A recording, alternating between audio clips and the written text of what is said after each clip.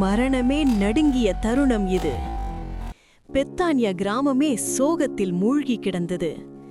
மரியா மற்றும் மார்த்தாளின் அழுகுரல் அந்த கல்லறையை சுற்றி எதிரொலித்தது. அவர்களின் அன்பு சகோதரன் லாசரு மரித்து 4 நாட்களாகிவிட்டன.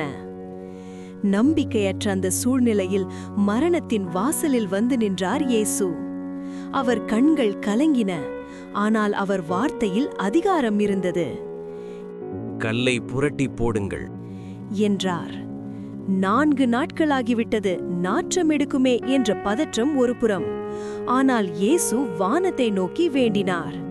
பிதாவே, நீர் எனக்கு செவி கொடுத்ததற்காக உமக்கு நன்றி செலுத்துகிறேன். அடுத்த நொடி அந்த இடமே நிசப்தமானது. இயேசு மகா சத்தமாய் கட்டளையிட்டார், லாசருவே, வெளியே வா. மரணம் நடுங்கியது. பாதாளத்தின் கட்டுகள் உடைந்தன.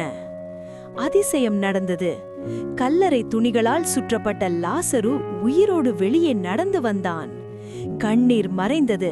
அங்கே கர்த்தருடைய மகிமை வெளிப்பட்டது. உன் வாழ்க்கையில் எல்லாம் முடிந்துவிட்டது என்று நினைக்கிறாயா? 4 நாள் ஆனாலும் பரவாயில்லை, உயிர்ப்பிக்கிறவர் உன்னோடு இருக்கிறார். விசுவாசி, மகிமையை காண்பாய். ஆமென்.